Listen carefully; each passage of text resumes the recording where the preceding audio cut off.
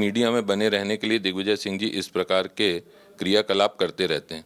तेलंगाना में जब कांग्रेस जीतती है तब ईवीएम पे प्रश्न चिन्ह नहीं उठाते हैं। हिमाचल में जब कांग्रेस जीतती है तो प्रश्न चिन्ह नहीं उठाते हैं। और अब उनको दिख रहा है स्पष्ट रूप से कि कांग्रेस की हार, और इस बार तो बहुत बुरी हार होने वाली है, इसलिए वो इस तरीके के षड्यंत्र रचने का काम कर रहे हैं और मीडिया में एक तरीके से बने रहने के लिए। कमलनाथ जी कांग्रेस के वरिष्ठ नेता हैं। अगर पहले 5 साल में काम नहीं किया होता तो क्या भाजपा की सीट और बढ़ के आती, या मोदी जी पर विश्वास जनता और ऐसा जताती क्या? तो उनका तो प्रश्न ही मुझे समझ में नहीं आ रहा। वो किस तरीके से कह रहे हैं कि काम नहीं किया है? जनता मान रही है काम किया है, सारा देश मोदी जी के पक्ष में खड़ा हुआ है और निश्चित रूप से आप देखिए तीसरा कार्यकाल उनको मिलने जा रहा है। इस बार भारतीय जनता पार्टी मध्य प्रदेश में 29 में से 29 लोकसभा सीट जीतने, छिंदवाड़ा भी जीत जाएंगे। बिल्कुल जीत जाएंगे। नमस्कार, मैं हूं आपके साथ अर्जुन खजूरिया और आपका स्वागत है द न्यूज पर। देश भर में लोकसभा चुनाव 2024 की तैयारियां जोरों शोरों से चल रही हैं। इसी बीच अगर बात की जाए तो बीजेपी ने अपने सबसे ज्यादा प्रत्याशियों को सबसे कम समय में मैदान में उतारा है। और मेरे साथ प्रत्याशी इस समय जो मौजूद हैं, आशीष दुबे जी, जबलपुर मध्य प्रदेश से चुनाव लड़ रहे हैं, चुनावी मैदान में हैं। पहली बार जो है वो इनको टिकट दिया गया है बीजेपी की तरफ से। और दिलचस्प बात आपको बता दूं इस सीट की, तो यहां पर पहले राकेश सिंह जो है वो हुआ करते थे यहां से सांसद, लेकिन हाल ही में विधानसभा चुनाव जो हुए उसमें देखा गया बीजेपी ने जो बदलाव किया, जो स्ट्रेटजी में बदलाव किया, सांसदों को चुनावी मैदान में उतारा, उसके बाद जो है यहां से अब देखने को मिल रहा है कि आशीष जी को चुनावी मैदान में उतारा गया। आशीष जी, स्वागत है आपका द न्यूज पर। सबसे पहले तो मैं ये जानना चाह रहा हूं कि जैसे एक बहुत चीजें भी चल रही हैं कि पहली बार आप चुनावी मैदान में हैं, तो कैसे आप देख रहे हैं इसको, क्या कठिनाइयां हैं, क्या चीजें चल रही हैं? देखिए, ऐसा है, भारतीय जनता पार्टी के हम कार्यकर्ता हैं, हमारी अपनी भूमिका होती है और ये भूमिका तय करता है हमारा संगठन। संगठन जब चुनाव में उतरने के लिए भूमिका तय करता है तो हमारा कार्यकर्ता चुनावी मैदान में आता है। उसको संगठन को मजबूत करने के लिए उसकी भूमिका तय होती है तो वो उस भूमिका में आ जाता है। तो आज अगर मेरी भूमिका चुनावी मैदान में पार्टी ने तय की है, केंद्रीय नेतृत्व ने तय की है, हमारे शीर्ष नेतृत्व ने, प्रदेश नेतृत्व ने, तो हम सब कार्यकर्ता भाव से उस चीज़ को स्वीकार करते हैं। इसी बीच अगर बात की जाए, कमलनाथ जी की मुख्यमंत्री रहे हैं और कांग्रेस पार्टी का एक बड़ा चेहरा भी है। उन्होंने कल जो है बड़ी स्टेटमेंट दी और कहा है कि 10 साल में कुछ काम नहीं किया है मोदी सरकार ने, बीजेपी ने केवल लोगों को, समाज को जो है वो बांटने का काम किया है। क्या कहेंगे आप इस पर? अब देखिए, मैं कमलनाथ जी कांग्रेस के वरिष्ठ नेता हैं। अगर पहले 5 साल में काम नहीं किया होता तो क्या भाजपा की सीट और बढ़ के आती, या मोदी जी पर विश्वास जनता और ऐसा जताती क्या? तो उनका तो प्रश्न ही मुझे समझ में नहीं आ रहा। वो किस तरीके से कह रहे हैं कि काम नहीं किया है? जनता मान रही है काम किया है, सारा देश मोदी जी के पक्ष में खड़ा हुआ है और निश्चित रूप से आप देखिए तीसरा कार्यकाल उनको मिलने जा रहा है। तो मैं नहीं मानता कि कमलनाथ जी की बात में कोई वजन है। ये भी उन्होंने साथ में कहा है कि अभी बीजेपी के पास कोई विजन नहीं है। कांग्रेस ने तय कर दिया है कि वो सरकार बनाने के बाद 30 लाख लोगों को नौकरियां देंगे। किसानों के लिए भी उन्होंने वादे किए कि हम जो है वो किसानों का साथ देंगे। मेरा ऐसा मानना है कि कमलनाथ जी उसी परंपरा और परिपाटी पे चल रहे हैं जो कांग्रेस लोगों को भुलावे में रखती थी।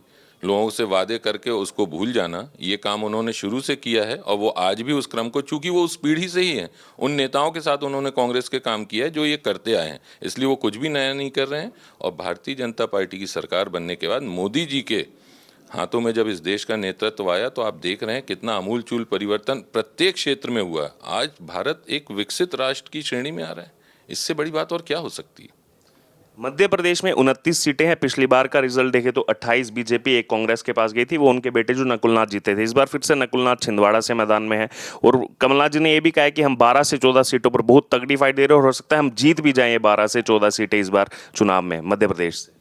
इस बार भारतीय जनता पार्टी मध्य प्रदेश में 29 में से 29 लोकसभा सीट जीतने, छिंदवाड़ा भी जीत जाएंगे। बिल्कुल जीत जाएंगे। दावे के साथ मैं कहता हूं इस बार छिंदवाड़ा भी हम जीतेंगे। इतना क्यों आपको मतलब कॉन्फिडेंस लग रहा है कि छिंदवाड़ा से इस बार जो है वो बीजेपी जीत प्राप्त कर सकती है? आप वातावरण देखिए, पूरे हिंदुस्तान में, पूरे मध्य प्रदेश में भाजपा के पक्ष में, नरेंद्र मोदी जी के पक्ष में जो जनता का भरोसा दिखाई दे रहा है वो हमको स्पष्ट रूप से दिखाई दे रहा है और उसकी परिणति होने वाली है कि मध्य प्रदेश की हम 29 में से 29 सीट इस बार जीतने वाले हैं। इसी बीच एक और कांग्रेस के जो बड़े नेता यहाँ से आते हैं, दिग्विजय सिंह, वो भी पूर्व मुख्यमंत्री रहे हैं, वो भी जो है वो राष्ट्रीय राजधानी दिल्ली में मौजूद हैं और वहाँ ईवीएम को लेकर के प्रेस ब्रीफिंग करने वाले हैं कि ये ईवीएम जो है वो हटाई जाए। इसको लेकर एक पूरा आंदोलन जो है वो कहीं ना कहीं उसमें जो है मुख्य भूमिका में दिग्विजय सिंह नजर आ रहे हैं। देखिए, ये तो आप लोग मुझसे भी ज़्यादा भली-भांति जानते हैं कि मीडिया में बने रहने के लिए दिग्विजय सिंह जी इस प्रकार के क्रियाकलाप करते रहते हैं। तेलंगाना में जब कांग्रेस जीतती है तब ईवीएम पे प्रश्न चिन्ह नहीं उठाते हैं। हिमाचल में जब कांग्रेस जीतती है तो प्रश्न चिन्ह नहीं उठाते हैं। और अब उनको दिख रहा है स्पष्ट रूप से कि कांग्रेस की हार और इस बार तो बहुत बुरी हार होने वाली है, इसलिए वो इस तरीके के षड्यंत्र रचने का काम कर रहे हैं और मीडिया में एक तरीके से बने रहने के लिए। एक तरफ हम देख रहे हैं पूरा कैंपेन इस बार जो शिफ्ट किया गया बीजेपी की तरफ से कि मोदी का परिवार, जो लालू यादव ने पटना से हमला किया कि मोदी का कोई परिवार नहीं है, संतान नहीं है, वो हिंदू नहीं है, उसके बाद पूरे देश भर में हम देख रहे हैं जितने बीजेपी से जुड़े लोग हैं वो पूरा कैंपेन एक मोदी के परिवार पर चला रहे हैं कि हम अपने आप को मोदी का परिवार मानते हैं। हम मानते हैं इससे जनता के बीच में और ज्यादा जो है वो वोट बैंक इंक्रीज होगा। ये कितना बड़ा भरोसा इस देश का माननीय मोदी जी के ऊपर है कि अगर विपक्ष इस तरीके के आरोप लगा रहे हैं तो पूरा देश एक सुर में कह रहा है कि मैं मोदी का परिवार हूं। यही खासियत है हमारे नरेंद्र मोदी जी की, प्रधानमंत्री जी की। गारंटी है, गारंटियों पर क्योंकि आजकल हर कोई पार्टी जो है वो गारंटियों की बात कर रहा है, चाहे आम आदमी पार्टी हो, कांग्रेस हो, बीजेपी हो, हर कोई गारंटी की बात कर रहा है आज। जैसे ही मोदी जी ने बोला कि मोदी की गारंटी, उसके बाद ये सारी गारंटी निकल कर आई है। आप ये भी समझिए कि ये सिर्फ हमको कहीं ना कहीं फॉलो करने का काम कर रहे हैं कि मोदी जी जिस तरीके से काम कर रहे हैं हम भी उस तरीके का प्रयास करें, लेकिन वो जनता का विश्वास हासिल करने में, देश का विश्वास हासिल करने में सफल ये विपक्ष नहीं होगा। आशीष जी, मैं 3 से 4 दिन से जबलपुर में हूँ, आम जनता के बीच में जा रहा हूँ, गांव में जा रहा हूँ, तो एक बड़ा जनमानस जो है वो बीजेपी के साथ है। तो मान लीजिए अगर आप जीत जाते हैं यहाँ पर चुनाव, सांसद चुन करके आते हैं, तो जनता, यहाँ की जनता के लिए, क्योंकि जबलपुर महाकौशल क्षेत्र का सबसे बड़ा शहर है, तो क्या आप यहाँ की जनता के लिए, क्या उनसे प्रॉमिस आपने किया जो आप पूरा करने वाले हैं? देखिए, जहाँ तक जबलपुर का सवाल है तो ये मेरी जन्मभूमि है, मेरी कर्म भूमि है। और आज अगर संगठन ने विश्वास जताया है और इस जनता, मुझे आशीर्वाद जनता का मिलेगा, तो मैं इसको अपनी सेवा भूमि बनाना चाहता हूँ। जबलपुर एक विकसित महानगर बनेगा, उस राह में चल पड़ा है जब से भारतीय जनता पार्टी की सरकार बनी है। यहाँ विकास के नए आयाम लिखे जा रहे हैं। स्वच्छ जबलपुर बनेगा और आत्मनिर्भर जबलपुर बनाना मेरी कल्पना में है कि यहाँ का युवा बाहर ना जाए, पलायन ना करे, यहाँ के किसान को उसको उचित मूल्य मिले, उसका जीवन स्तर ऊपर उठे, यहाँ के जितने भी ऐसे काम हो सकते हैं उसको इन्वेस्टमेंट लाने के लिए, ये सारी चीज़ें हमारे दिमाग में हैं और आने वाले समय में हम इनका आपके बीच में खुलासा करेंगे।